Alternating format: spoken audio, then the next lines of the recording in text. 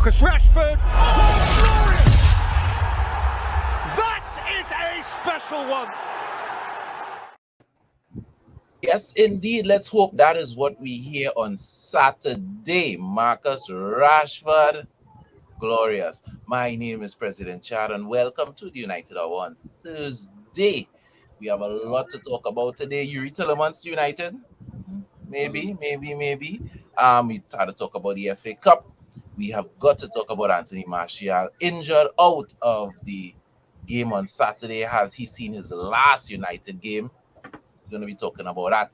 But we're going to be starting off talking about Mason Greenwood because, it's trending and we had to talk about it.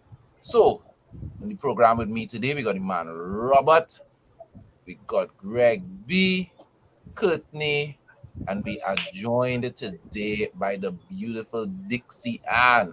How is everybody doing? Glorious. We're good. So let's just recap. Not that any United supporter needs any recapping about Mason Greenwood, but there were accusations of rape and assault laid against Mason Greenwood. The charges were eventually dropped completely. The person that didn't make the accusations, but to whom he was accused to have assaulted and raped, is now pregnant with his child, and they are still together. I don't think they've tied the knot as yet, but there's talk that may happen at some point. So when he was under the accusations and court action, Nike and all of the other organizations, including Manchester United, suspended their relationship with him. Subsequently to that, he has been re-signed but reactivated by these clubs. Nike, I know, owed him some money. All of the money that they didn't pay him while he was deactivated, they gave it back. They gave him what he was owed during the year plus that he was deactivated from them. So, no legal action. He is back on board. However, as far as Manchester United goes, there is a question mark of what are we going to do with Mason Greenwood? The most present paper reports are stating that the club is going to talk to its commercial partners and talk to the female team and see if they are comfortable with bringing Mason Greenwood back in. Prior to that, there was talk that the new owners will would decide on Mason Greenwood's future. Ten Hag has hinted that he would be interested in working with Greenwood. So, we waiting to see. Let's take it to the panel. Let's start with the lady first on this topic. Would you like to see Mason Greenwood run out with Manchester United next season? Before I answer, let me just say, from a female perspective and from an academic perspective, yes, I will, because I know there are a lot of females who would disagree with me, but you have to remember Mason, how young he is, and how much younger he was when he started with us. And I think at the beginning of his career, when he was just cementing himself, he had a very close friend of his commit suicide. So he was already on that deep end. And as a young footballer, achieving the kind of figment success that he would have, I think it's important for not just for him to have had a personal manager, but for the club to provide not just counseling, but specifically managerial input into how he led his life. I mean, it may sound a little bit dictatorial, but given his age, he needed guidance. And I don't think Mason quite recovered from that first blow of his friend's suicide. And then that relationship between him and his girlfriend was clearly toxic. Now, Normally, if a straight case rape, I would have said cut him loose. But because of the details, and we don't even know all of the details as fans, right? We've gone on what we've been fed so far, what we've heard. As you just said, his alleged victim, his victim, is also his girlfriend, who's now pregnant for him, and they may be soon tying the knot. If that doesn't say scream toxic, I don't know what is. What does? Given the details of it, I think he should be given a chance. Charges may have been, what is it? Charges were dropped against him, but Completely dropped. right. I Yeah. mean, I know that does not mean that he is innocent, but But it look at most definitely means he's not guilty. it doesn't present that case that hey, he's this whatever rapist. I'm not denying the abuse, I'm not denying anything. I think strict counseling is needed, and then so you have to look at our sponsors. But our sponsors be interested in working with somebody who has the stigma of rape and abuse attached to their name. um, they would also have to look at his history. Has he done this before? Has he engaged in this before? Is he at an age where he could be rehabilitated? And I think he can, given the guidance. I think under Eric Ten Hag, he can. Not just with Ten Hag, but I think United would have to assign somebody particular to Mason to say, hey, you could go these places, you can't go those places, you can do this, you can't do that. And somebody really needs to, somebody official needs to be put in a spot to properly take care of Mason and also to advise him financially as well. And I think once those things are put into place, I mean, we heard the ladies team said they don't want to train or they don't want to play if he's attached to the club. But look at the bigger picture. I personally would want to see him work under Ten Hag. I would want to see what he together with Rashford can do next season. I mean, look at what we've done this season with all the injuries we've had. I would like to see Mason run out again for us. Indeed, indeed. Courtney, what are your thoughts on Mason? From a legal perspective, he has not been um, found guilty. The alleged victim withdrew her testimony, and as far as I'm concerned, from a legal perspective, he's not guilty. Now, we live in a society where an accusation can be made, even if there is some form of evidence. We don't have the full picture, as Dixian rightfully said. We don't. We only heard in the public space the conversations that the young lady released via social media. We didn't know what led up to that. We don't know what happened after that. And for me, the mere fact that she has now spun around and decided to have a child speaks volumes. Dixian was quite right. It's a very toxic situation. But at the end of the day, they are two grown adults. They know what they do. It's unfair for me that people are going to make mistakes in life. People are going to make bad decisions, they're going to do bad things. But if you're going to hold it as a guillotine over his head for the rest of his life, you've just basically stopped his life. That stigma, I could have, reacted negatively to a situation. You catch the video in or the audio in out of context because you only hear in one side. And my career is now ruined. I can no longer be considered a Manchester United player because people go in on how they feel versus what has actually been proven to be true. It's disheartening to me that the women's team is going to come out and say, well, they don't want him as a part of the club, instead of giving him an opportunity to show that, look, I've learned this lesson, I've made a mistake, I can grow from this. Now, if he does it again, it's a whole different kettle of fish. But you have to give somebody the opportunity to redeem themselves. Because if that's the case, then what we putting people in prison for? And this is a prison. I hear that. I mean, we live in a time that is very fashionable to cancel people like good afternoon to Martin Phillip and Mr. Shoot to Kill. So Mr. Shooter Kill is saying people want to protect the club's image, but what image are we putting out if we're ready to condemn and convict a young man who is now fathering the child of his alleged victim? Image and money can't just be the bottom line. Martin Phillip is saying, I hope the club keeps Greenwood. How many times should he be punished for something that the law did not indict him for? Robert, cancel culture is all the rave. You know, that's the in thing. We all like canceling. Well, not we, sorry, but there are a group of people that love canceling people.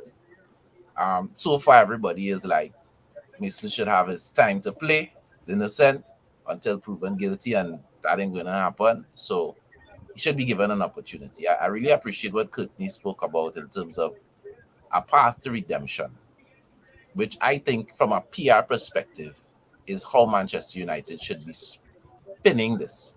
Here is a troubled young man. We know he came from a troubled home. Dixie spoke about him seeing his friend commit suicide, challenges in his relationship.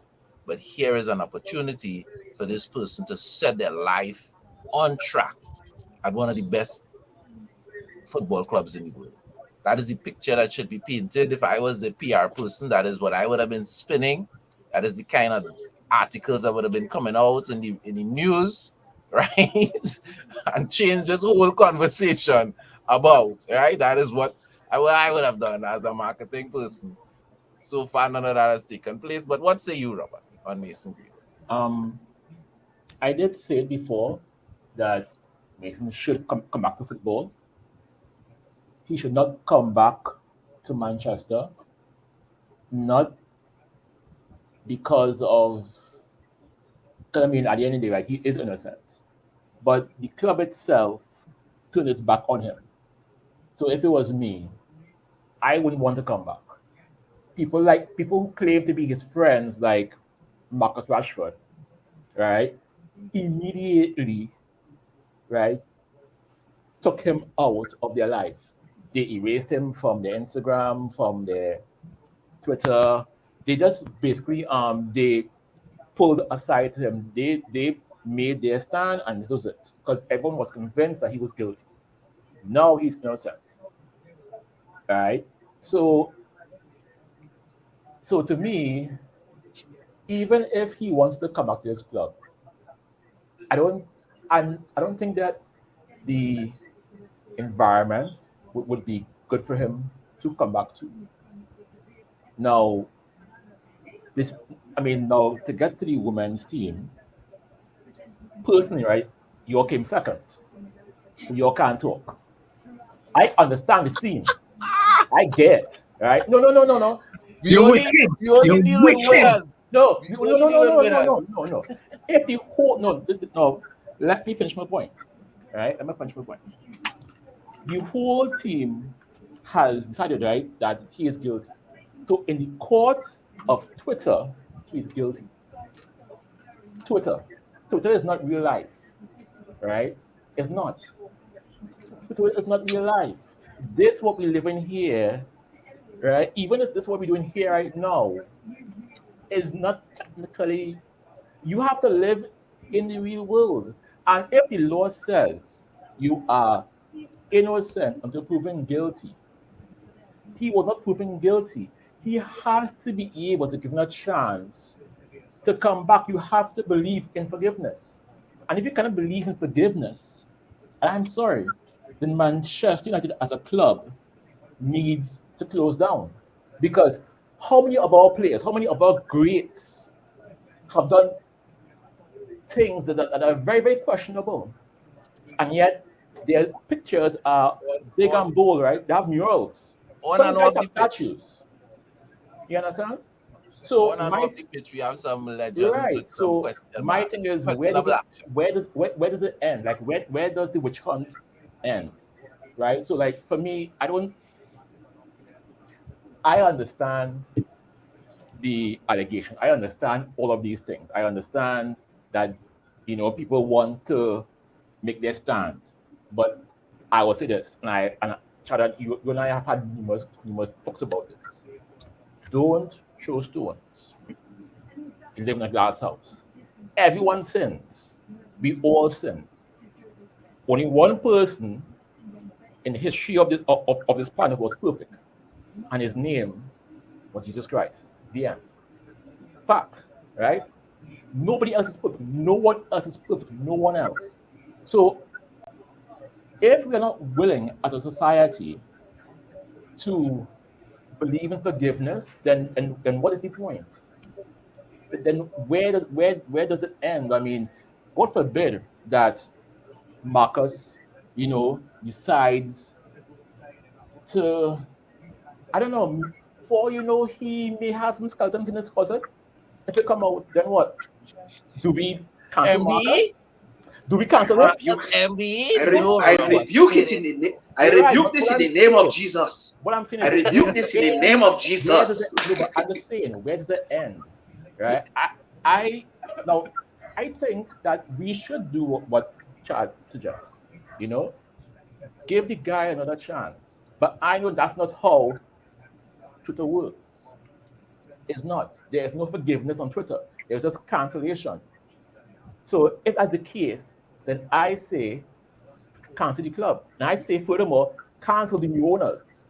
Because they are from Saudi Arabia, right? So cancel them too. Cancel the Glazers. I mean, where does it end? Where does it end? You know what I mean? So for me, I know it's a very charged topic. And yes, we have all heard the recordings, but like we live in Trinidad for us, and we all know how it is. You see man and woman today they're arguing, tomorrow love up. Next day, the girl come, key his car. Next day, they hug up in the road. See him in a fet. The girl bossy face. The next day, oh God. But don't ever dare hit your man. Don't ever dare. She will shoot you in your head. yeah, You, like my we man, all, I that could hit the is man in the car, Tobago but love. nothing. It's called Tobago love. You understand? So It's called toxic love. That is what it it's is. Tobago love. Toxic love. Yeah, let's It's let's not associate that with Tobago, no, please. no, I know, As but a All half right, but Tobagonian, all as right, half all I'm right. just Tobagonian, saying. I resent that I'm statement. just saying. At what We hear point? you, Yeah. and At what point? this is a But platform that I mean, allows. but me personally, I would tell Mason, don't come back to Manchester. To me, there too many things have happened. Move to another club, maybe even another country. Restart your life. You understand? Restart your whole life, and hopefully the world will allow him to do it. Hopefully. All right, all right, all right. Dixie, I'm gonna give you the last say on this topic. So let's go to Greg. I not gonna Greg, say it's like like I'm very good at my job, Greg. I'm very good at my job. Yeah, don't I'm worry. wondering, Talk to me. man. What are your thoughts? Before we hear your thoughts, let's read some comments. So Darren is saying wasn't GB. Who's GB? George Oh, Best. sorry, George the best. sorry. I'm not gonna I say know, me. I know what you rest at the comments. So I know who GB is now. Right. I Wasn't mean, I GB like for a little an drink, but alcoholic damn. who was convicted for assault, yet his statue is still outside Old Trafford? Give the man a chance of redemption. The only similarity between the two is the case being dropped. That's a very strong and compelling argument, Greg B. What you say to the ladies' team? Um, Alcoholism is totally different from sexual assault, but and side note, it would take Robert to go from biblical to blasphemous in one statement. But anyway, um, be that as it may, I want to Man is stress a on this melodic that poet. yeah, that's quite the wordsmith ability there. But yeah, we have to understand how delicate of a situation this is. That while we understand that we don't want to condone anyone who's involved in such actions, like Robert is saying, and I have to agree with him on it, it would be good on the part of the club to give him an opportunity to redeem himself to some extent. But at the same time, even though legally he has been exonerated from the charges put against him, You know, of course, the court of public opinion, in this case Twitter, seems to have their own little verdict, and it seems to be set in stone in their minds. While they don't have the necessary sense of sway, given the way people have acted, and I've seen some very wild takes. Everybody said how old they'd rather give Vegas a 4-year contract than see Mason Greenwood come back and play for the club. That's to tell you how extreme people have taken this. Yeah. So going back to the point is that, like I said, this is a very delicate statement. Like we said, that there's a lot of sponsorship deals involved. There's also a matter of the people around him involved. While I understand people kind of feeling away how Marcus Rashford may have and other players may have distanced themselves from him, we also have to remember they have their images to protect as well too, and also being associated with Mason Greenwood around the time of those accusations would have been bad for public relations, especially for someone like Marcus Rashford, who's done so much off the field and on it. So while it may look bad to a certain extent, we don't want to derail more than one career here. So we have to look at it from a holistic perspective.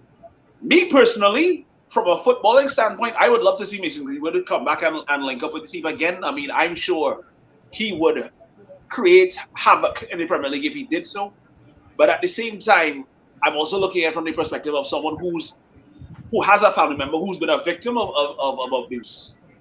So I can understand the trepidation and the resistance from many to want him back within the club, around the female players as well too. Everybody's opinion wants to feel like it matters, but at the same time, like we all understand, this is a decision that is left up to the club, and thank God I'm not part of that board that has to make that decision, because I will be tearing up what's left of my hair, and as you can see, it ain't much. I wanna read this comment. I'll share my 2 cents, and then Dixie will close us off.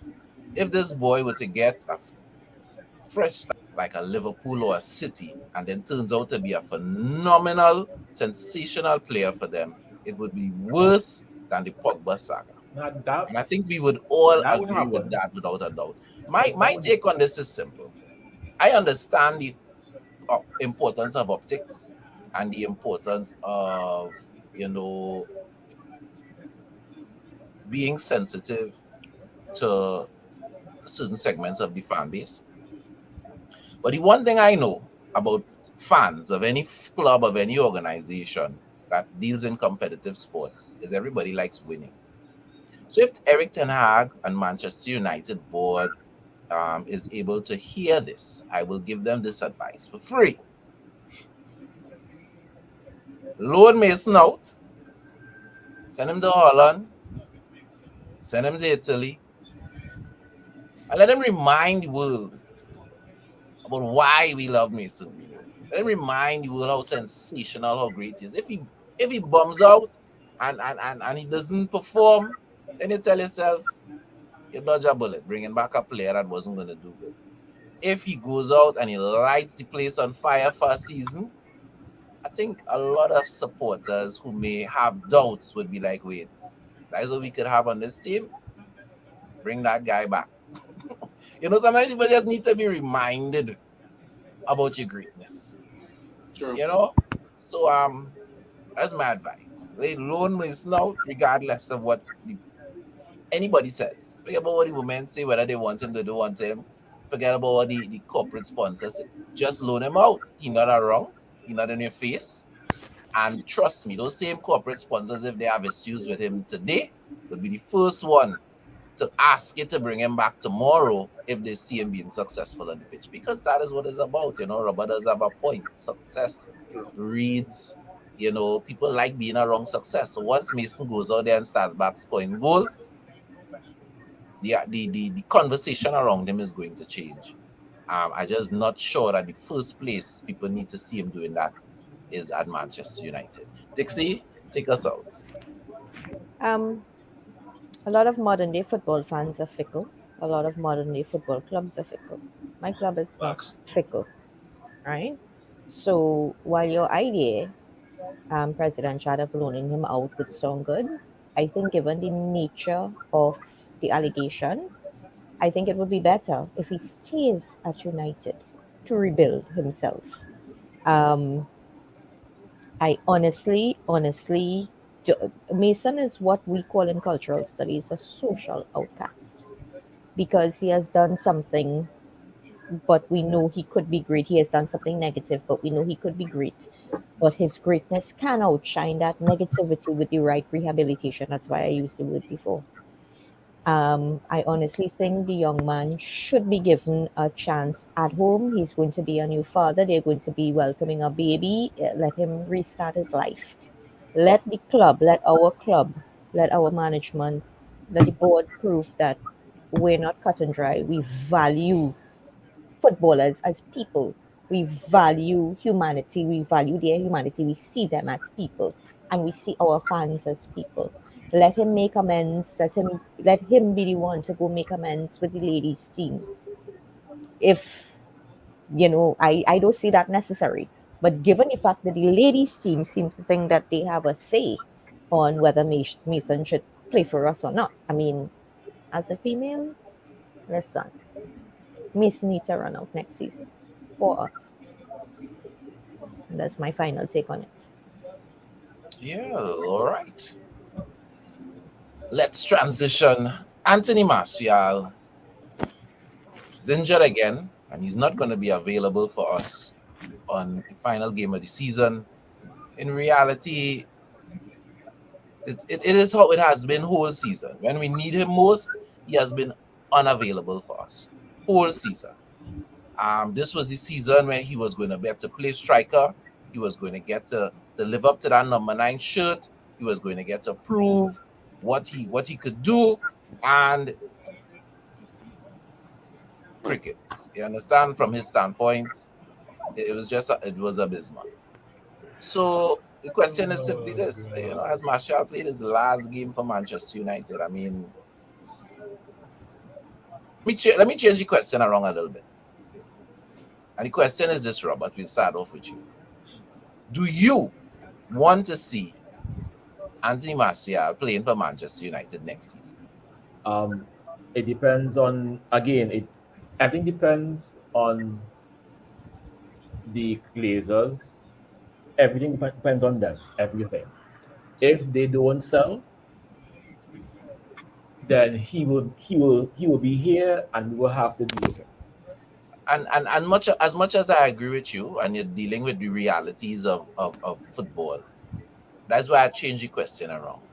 Forget about the transfer window. Forget about in a perfect world. If it was up to you, you could have decided, yes, I'm going to get 2 strikers. We're going to get 2 strikers in the summer. It is up to you. Do you want to see Anthony Martial run out for Manchester United next season? If you get 2 strikers, no.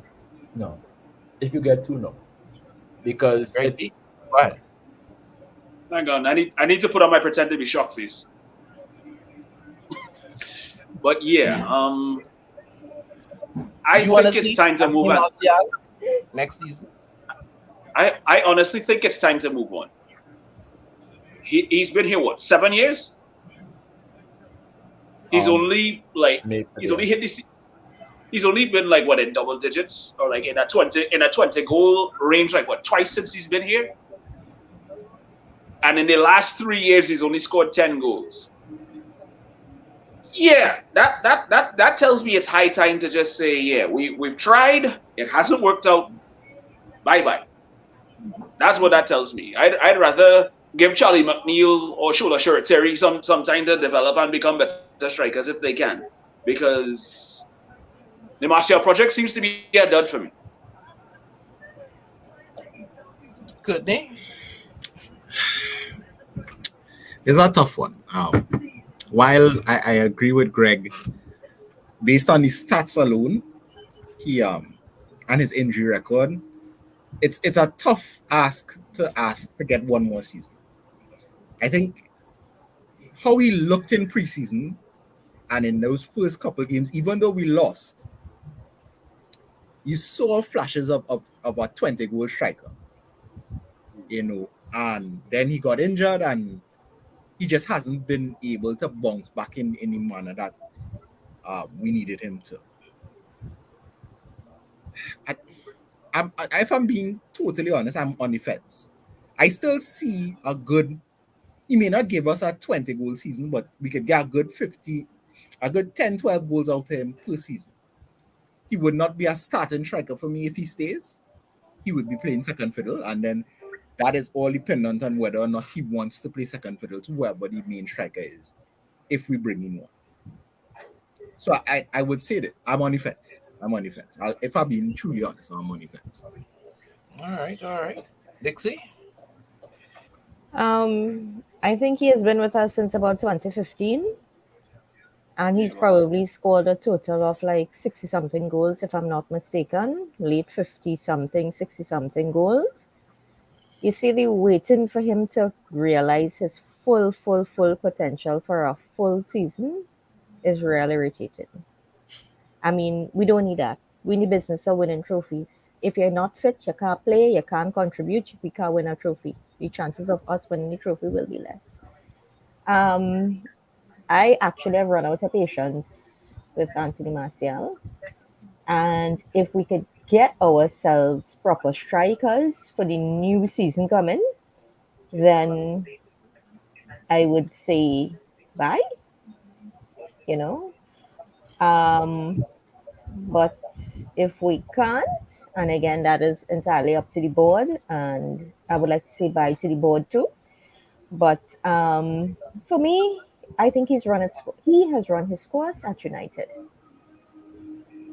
And Martin Phillip agrees with you. He says Martial should never play for United again. What use is a player when you need him, he can't perform. You know, as you all always hear me say, the greatest ability is availability. If you're not available when I need you, what doing? What doing with you?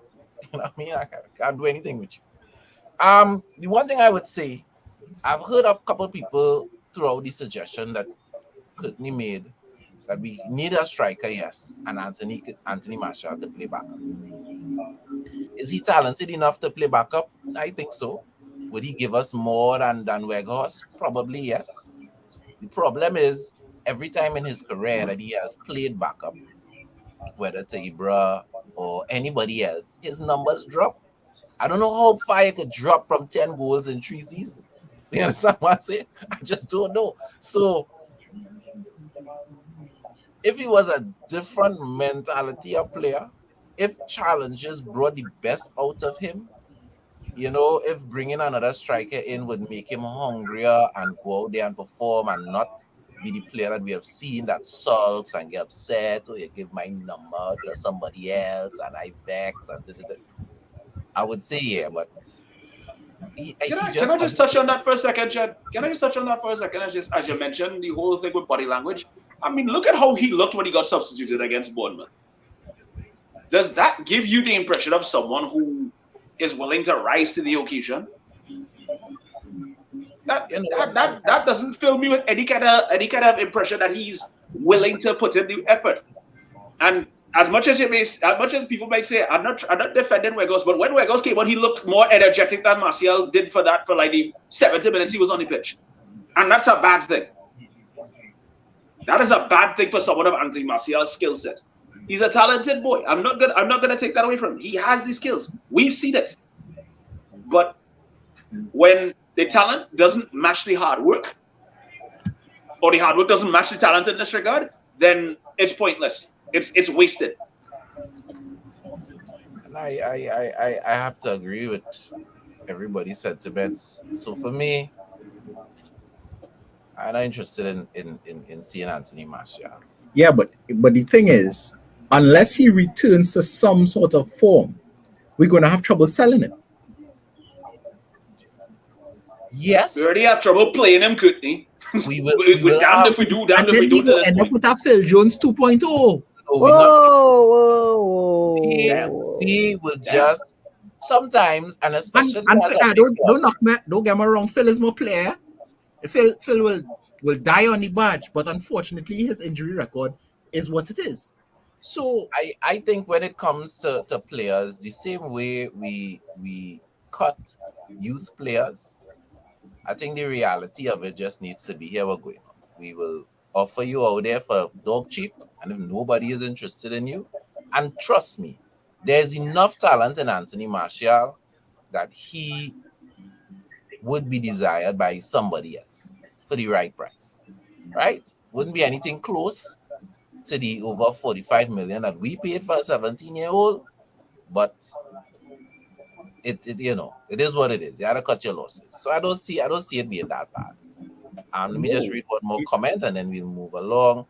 He could be loaned out to a championship team. They want to break the poor boy or send him insane. and that might be exactly what he needed. Knows he had to go into a league where he could get rough up. To I, understand Yeah, well. but I, them under, championship I sides ain't gonna understand. offer him the money that he wants. I understand that, though, but I'm not sure that will work. I not Anyway, see any team coming in because remember he's also a relatively high wage earner. Exactly, and that's the that problem. is also why you're going to have to give him, practically give him away. So They that what can't people may because have remember paid, the Bozeman ruling didn't only extend to transfers, it also went on to deal with contracts. That's why it's fine people kind of not breaking teams not breaking people's contracts just so because there are penalties to be incurred. and that is why you have to sell him for cheap. So let's say his market value is 20 million, which really for a striker in the Premier League is chump change, Oh, right? cheap, yeah. You might have to sell him for 5. So the club will take the 15 and they could say, well, all right, we're gonna keep paying him these wages. That's how we're gonna have to work it. We're gonna have to sell him dog cheap. We ain't gonna forget about making money, forget about breaking even. Mm. But at this point, but as Robert started off by suggesting, it is all dependent on what we could do in the window. Because at the end of the day, sub-performing Anthony Martial is better than no striker at all. So, time will tell. Sometimes I wonder. Time will tell. Time will tell. Diego Dalot, congratulations to him. Got a nice, big, fat new contract until 2028. A lot of us had question marks over what was going on. We from the very first day that Eric Ten Hag was proclaimed manager of this club, there have been rumors that we're going to be looking for a right back. That he wasn't satisfied with Wan-Bissaka, and he wasn't satisfied in Dalot either. Now we come to the end of the season. Wan-Bissaka is the preferred right back because the last few games he get the start, right, including important games as well. And now Dalot get a new contract. So when you look at those two things, how are that going to work out? And yet we still being rumored to be interested in our right back. I personally think that is just rumor, but that is what out there. Every so often you'll see a report linking Manchester United to our right back. So my question to you all is this: where do you see Dalot is definitely going to be here next season? You ain't getting a man a new contract and then shipping him out next season, right? When you could have just tried to sell him. Not like you was going to lose him for free. So where do you see Aaron Wan-Bissaka, heading into next season? Talk to me, Greg. I mean, to be fair, it's not the first time we've seen players get contract extensions and then it was just to raise the transfer value. So stranger things have happened, but I think it's just a matter of increasing the challenges on both Wan-Bissaka and Dalot to see who could outdo each other, who could establish the right back spot. Because while Wan-Bissaka may currently be the informed right back, it doesn't necessarily mean that his place is secure. So they'll be surprised. The next year, then Wan-Bissaka get a next dip, and all of a sudden, Dalot come back in the starting 11. So it seems to chop and change depending on the time of the month sometimes with these guys. So we can't be certain, but I believe, like I said, I believe Ten Hag is allowing that to happen so that they challenge each other. So it's like, okay, you have a longer period of time here, but don't think that because I've given you this contract extension, it absolves you from being on the chopping block.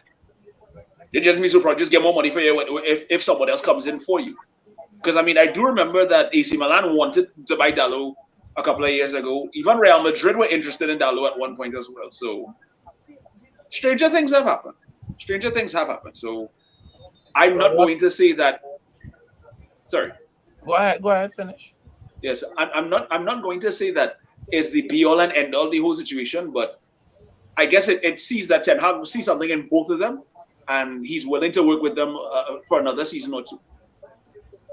Now, Robert, after Greg B says such explosive things like Wan-Bissaka and Dalot, like they're on a cycle, they see in the period, and it depends on when they're gonna get to play.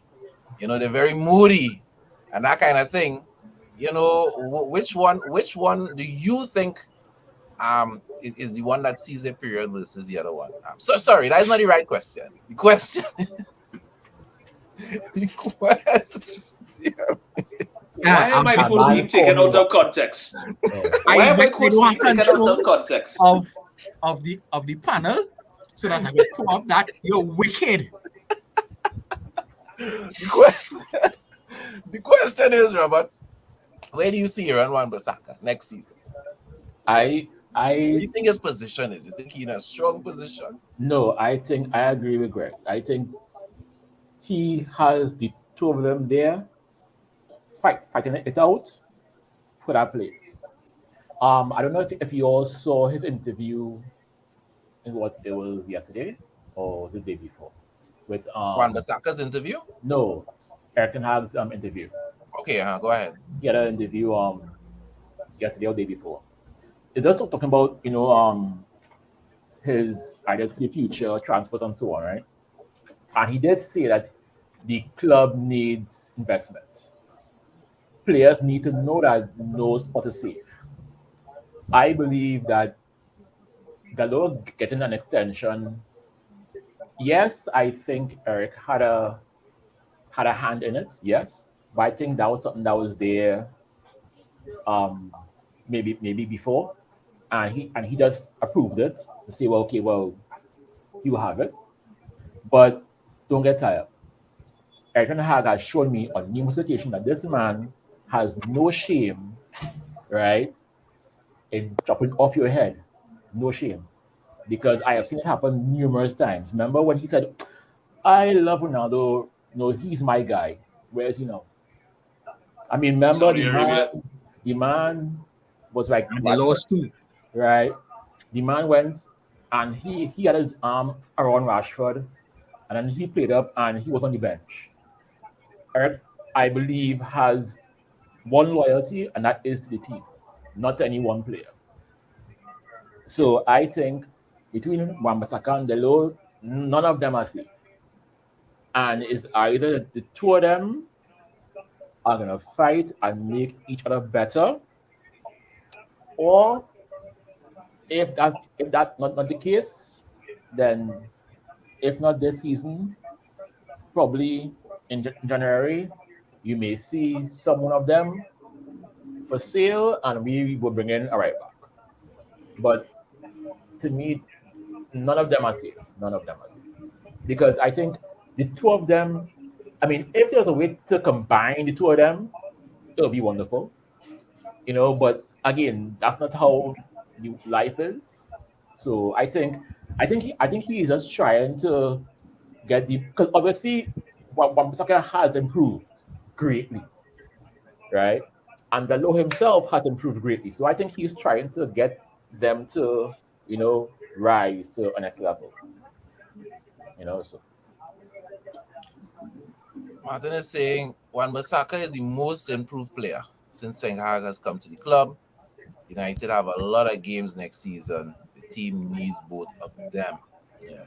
And in that regard, I think when we have such pressing needs like a striker, we have such pressing needs like a centre back, because we would all like to not see Harry Maguire here next season.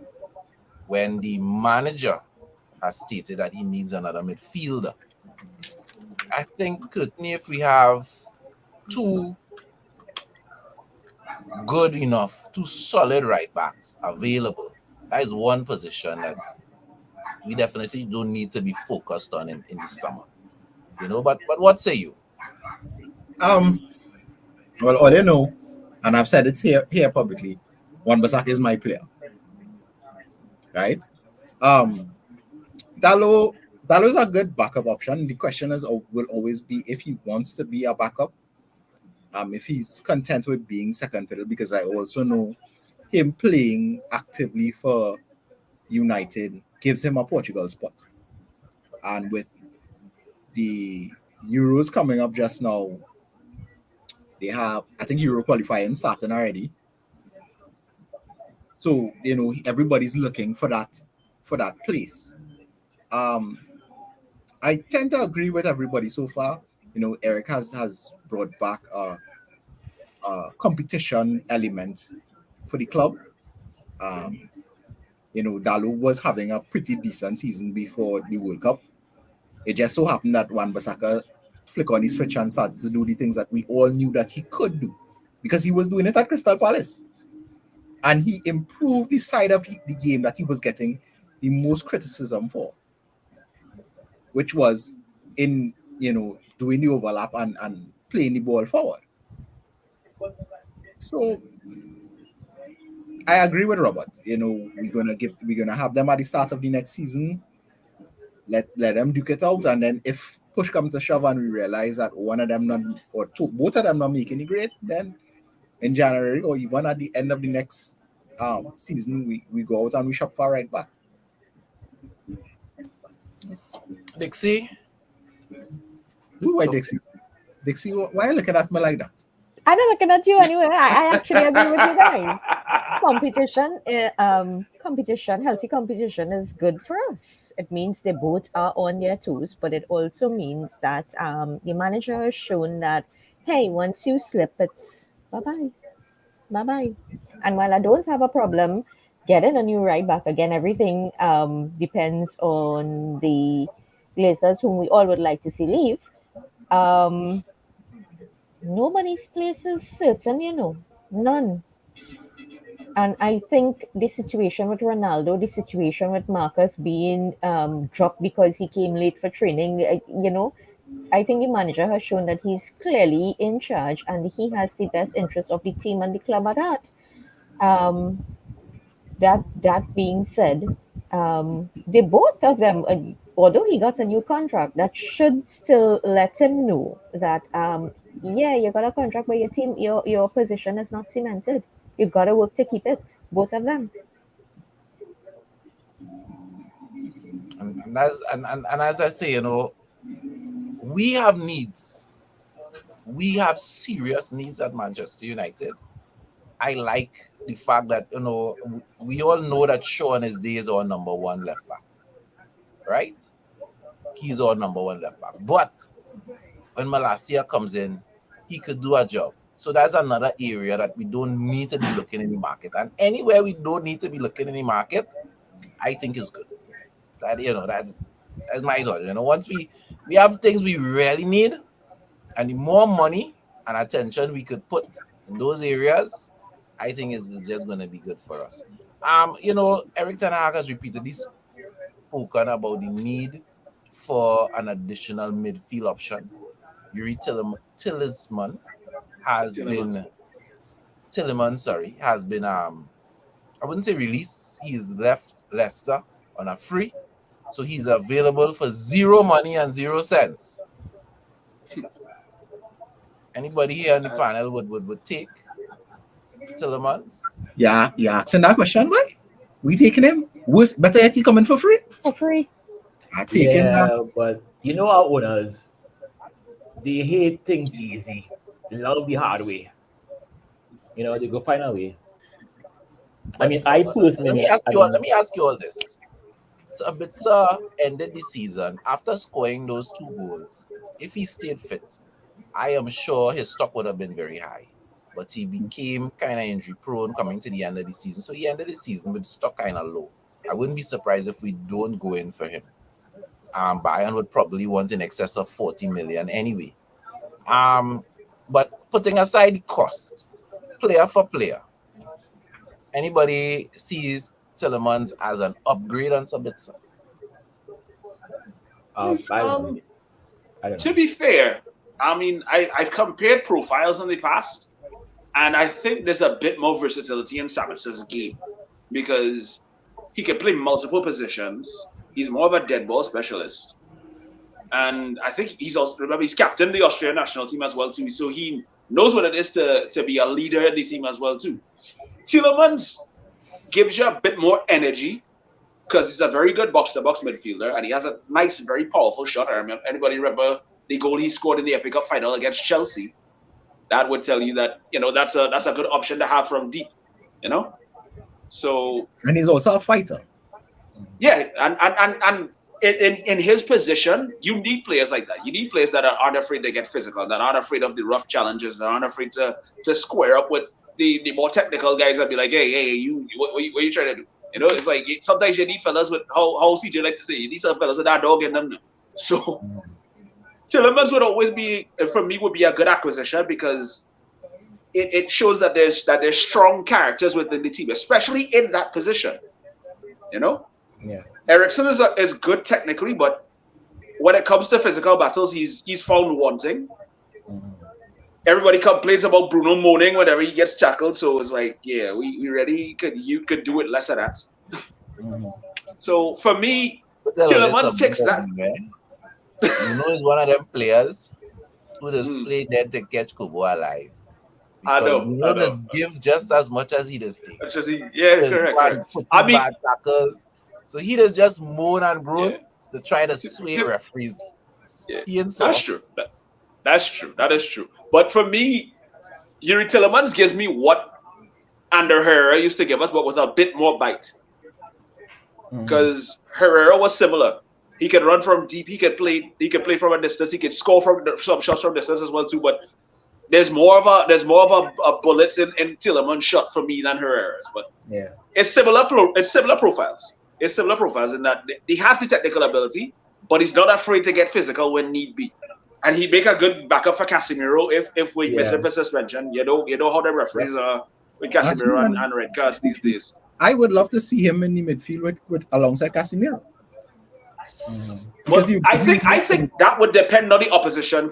I think that would more depend on the opposition we play because Ten Hag is tactical enough to incorporate two of them, but they might have different roles within the team. So I can see it working. But like I said, if we do go for him, it really depends on the setup that Ten Hag puts in place. I like Yuri. I really do.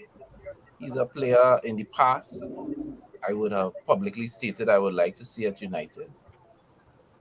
I wouldn't be upset if we get him. But honestly, I have to be the odd man out in this segment and say, I think we should just go for better. I just think we should go for better. I know better will cost more. Yeah. Right? I know everybody seems to believe that Bellingham to Real Madrid is a done deal. No, not yet. Not yet. So, a resurgent Manchester United, who knows what a powerful phone call from Ten Hag could do. No. We need to look for the best in class. I think. Robert, why you got against the way? No. I'm just trying to moderate my my excitement. Yeah. You know what I mean? I'm living in the reality of our owners. And yes, I want better. Yes, I agree with you, Chad. I do want better. We deserve better. But our owners are not going to do that. They're not going to. So I think Tielemans and this is what I'm saying. If it is, we take Tielemans. Which is why we want them to leave. Exactly. What? Exactly. Well, they're not going to leave. Put it aside. And I've seen that too. How you know that? This cannot be fantasy land all they want to be living in. This is not Disney Channel. This is the real world. This is why Wan-Bissaka can't get England side, eh? But Courtney and I have said this numerous times. They're not leaving. Who was a woman from Okasi Paul? Yes. We're not leaving. You're nasty. We're not leaving. We're not leaving. Well, no, all I gotta say is don't worry, the crane fix. Don't worry. Oh my gosh. They're like Denise Plummer. We're not even. Not even. And where is she? Not in the States? after the game on Saturday, Yes. probably by the Sunday show, we'll have an extended conversation Oh god. about the ownership, because we can't have them as a cloud over every conversation, even though they there. We can't bring them up as a point of let people live now. Mm. So I gonna start off with Dixie on this one. FA Cup Saturday. How you feeling? I'm not asking nobody to make no predictions. I ain't asking anybody, just how do you feel? How you feeling about Saturday? How you feel inside? What your heart telling you? Talk to me. I kind of on the fence. I'm hoping that Eric gets it right. That the fellas don't disappoint him and disappoint themselves and disappoint us. I mean, I'm looking at our injury line. I'm not ruling us out. I'm not saying that we can't win. I really want the FA Cup. Honest to God, I really want that FA Cup. But I really on the fence. I'm not too confident of an all-out win going in. And today in school, every single class I went to told me, Miss, you're preparing for Lick Saturday. I was like, jeez, they're real disgusting, boy. But City are rampant, and we have to try to contain them. We have to try to counter that somehow or the other. Marcus really needs to step up. Sancho, geez, everybody, I think we can win if we really get it together, but every single man needs to stand up and be counted. We need to play a perfect game. We need to, and we don't have Martinez there to pocket like how we beat City last time. So yeah, Spider-Man. But to be fair, was sure who pocketed Haaland last time, eh? Sure, right. Yeah, was sure. Rugby, how you They feeling? all had good game. They all had a good game last that game. The term cautious optimism comes into mind here, Chad, because while I am of the belief that we can do it because we've done it before this season, as we well know, we don't have home field advantage like we did the last time. So there's always going to be that sense of trepidation. I mean, Wembley is one of those grounds where Wembley's our it friend. can be good to us. It can be good to us, but also at the same time, it can be bad to us as well too, because we have lost games in Wembley already. That being said, Ten Hag is one of those managers that is not just gonna go on hope, like put out a team and hope for the best. That would be more of a Oli mentality at times, and it's paid off. It hasn't paid off, especially under Oli, but Ten Hag will probably study it. We'll probably look at it from the perspective of, okay, he knows this team is in form. He's going to look at certain ways. He's probably going to tinker with different ideas in his head, like what he can do to counteract it. So it all comes down to execution on the day. You can lay out a plan perfectly in your head, but what you could think out in your head may not necessarily be what happens on the pitch. So it's really down to the players to show up, show the desire, show to the fight. It's a final, and it's a Manchester derby at the same time. I don't think you can get any bigger than that. That's almost like two combustible elements in the same room. Something's bound to happen. Let's just hope whatever result, it works out in our favor. Certainly, we all know that the real thing, come on, is Pep. It's Pep. How you feeling? How you feeling about that? It's doable. I would have preferred if Martinez was fit, but we all would, trust me. It is what it is. I don't think, and this is going to be very controversial. I don't think the treble is as important to City as people are making it out to be. Pep is more focused on getting that elusive Champions League win. And I for me, at least from my understanding of Pep, if he has to sacrifice one, he will. Wait, could hold up. So you really think Pep is gonna give up the FA Cup? If he has to sacrifice one, he will sacrifice the FA Cup for the Champions League. I ain't asking you, I'm telling you. That's the only trophy that he has not won in England. That's true. He was That brought is to true. City to make them European champions. Everything else at this stage does not matter. So, with that in mind, They're still not going to be a walkover. no, they're not. No, Let's absolutely no, not. they're not going to be a walkover. Absolutely not. But we have our shot.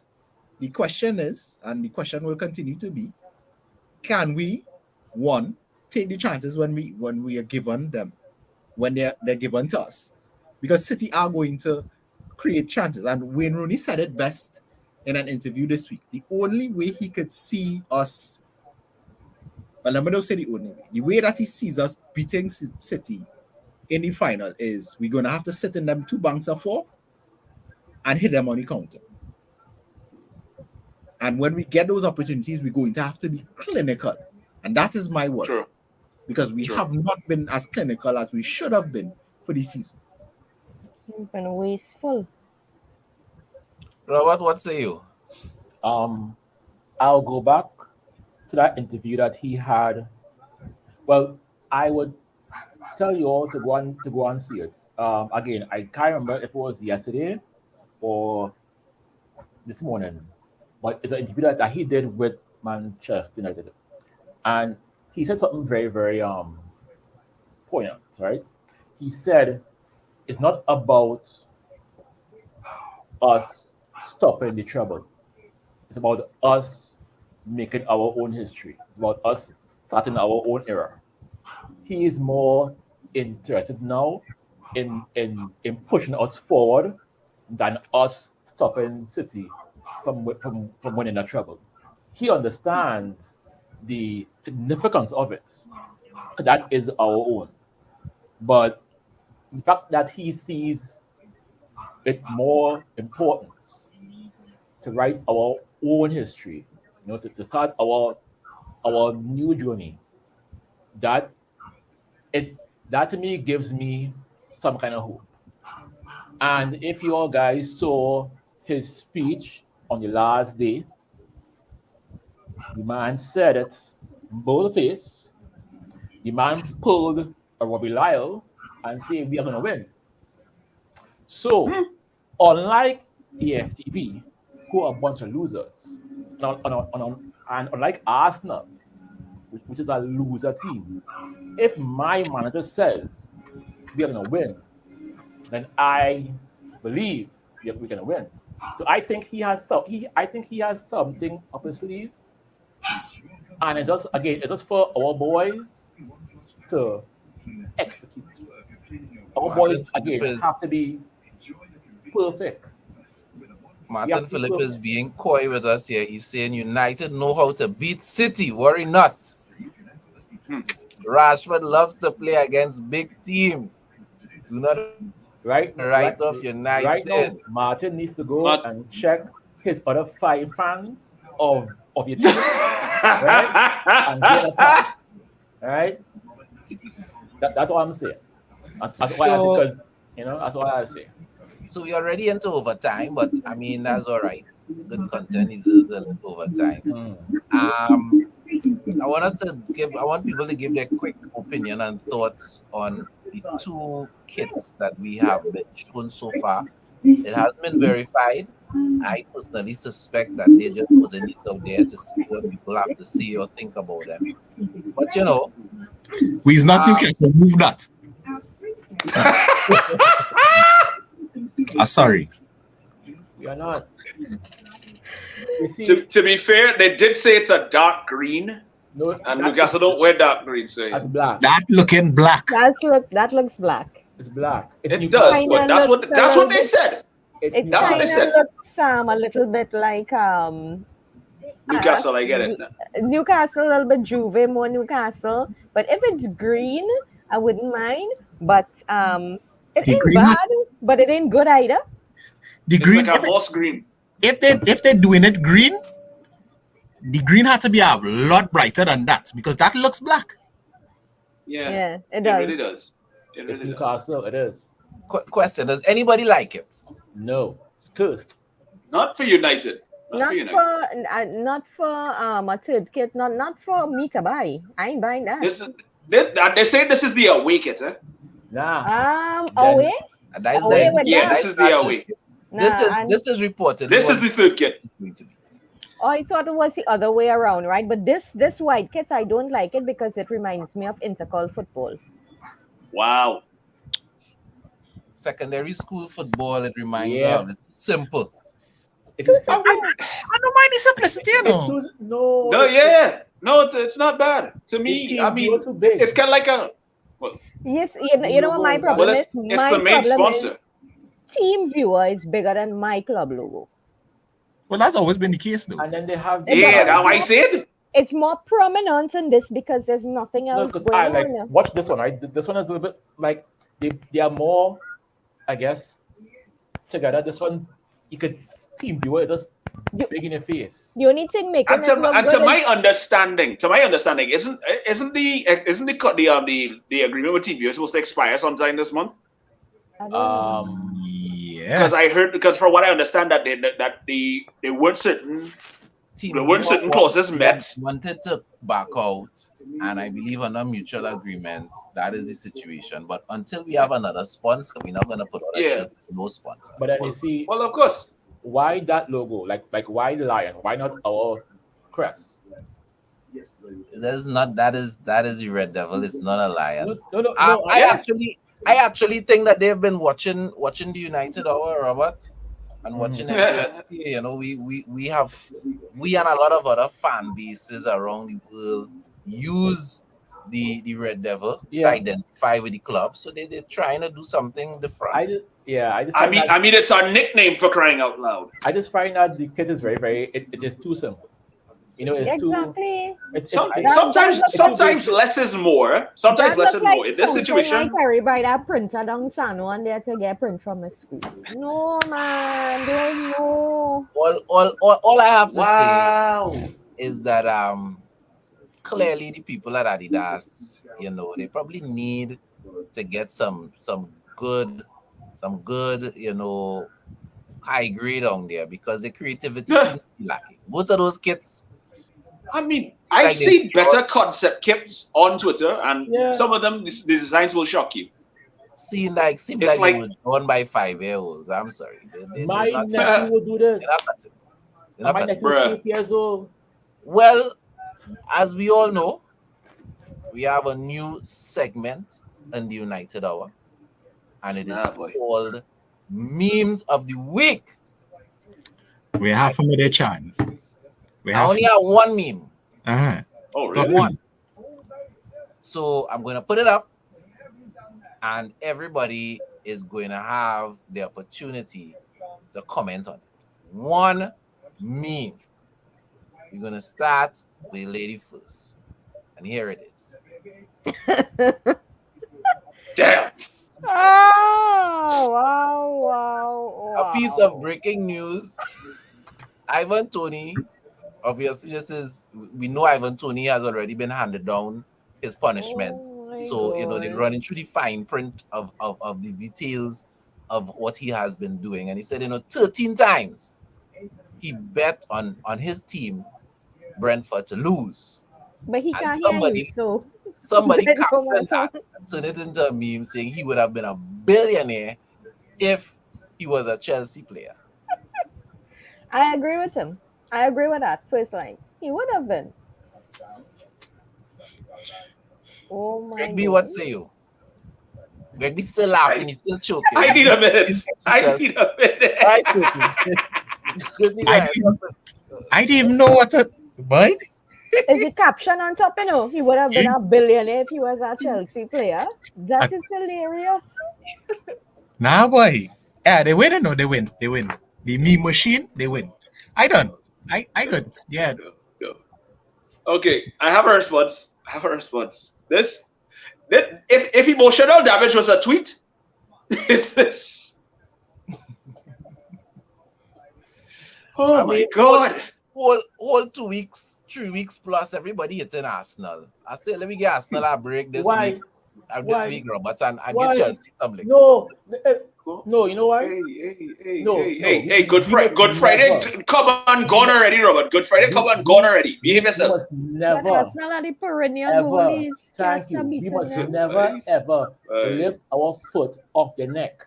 Arsenal, Mm. Chelsea, Liverpool, never. You know why? Because if it was us, you know, the whole world to this day would have been on us. So we Mhm. must never let up. Mm. Arsenal are losers. Chelsea, look at you But now. yeah. Liverpool. By the way, Chad. As you have this up, this reminds me of a joke I saw. Apparently, somebody saw Chelsea putting up a status saying that how the game was stopped because two idiots ran on the pitch. Paddy Power decided to quote tweet that and say that's harsh on Mudryk and Havertz. They've been trying very hard. Wee! Oh man, don't do that. Yep. Yes. Yeah, Paddy Power Yeah. just drop No. dropping hard sometimes. I Yeah. Bloody person. no, guys. Hey, but I'm- belly hurt me without. No, I just saying, right? I just saying, fellas, we must never give up. Let me saying, this year is our year to laugh at everyone. To laugh. I say laugh. Every day we must laugh at them every day. I Laugh want at to Yeah, Arsenal. laugh at men. City on Saturday too. Don't worry, we will. Because let me tell you something, Gentlemen, it was a pleasure Right. having you all here. Show was excellent. As usual, people remember, like, subscribe, tell a friend. Let's get involved. As you all know, the United Hour, we have different programming. So before the end of the week, or maybe on the weekend, I'm supposed to have the fearless one, Andre Earl Baptiste himself. Oh boy. I want to come to the show. Hey, come, Robert, calm down. Easy, Robert. Easy. Calm down. I have to be on the show. Calm down, man. I have to be on the show. To do a season Hey, review no. on our EPL Rewind Yeah, program. I So swear, as soon if as you don't put that man, Robert, I Robert, am gonna come for you, Chad. Robert. You have no hey, Chad. I'll come for you. You have to cook him every 2 words. have to, Robert, the medicine is your friend. The No. medicine is your friend, Robert. The Hey. medicine is your friend. Hey, you know why? so These men you know, deserve it. keep tuned, keep checking Deserve MUSC on Facebook. When we have the date set, we're gonna put it out on Facebook. I am gonna be there in the Twitter, comment section. Losers. You know, Losers. we're gonna be so, you know, He will never call me again for your show ever. all the people who I'm you looking know, forward to Robert being on that show too. No, I'll be in the comment section. Don't Oh worry. God. I can't be on the show. all the people that find the fearless For one good gives- reason. gives Yeah. United supporters a hard time on the 12th man. You know, you all could tune in and it'll be your opportunity to get back. I have a bone to pick with him, but I take it the high road. What high road? Would he have no high Sometimes you road? could not. Sometimes it's better to not be the bigger person. Well, I mean, he's an Arsenal fan, so that already makes him a small-minded individual. So why go any lower? We And boy, those words of wisdom from Dixie, we would say, Red Devils, we don't die, we multiply. Be safe out there, people. Bye.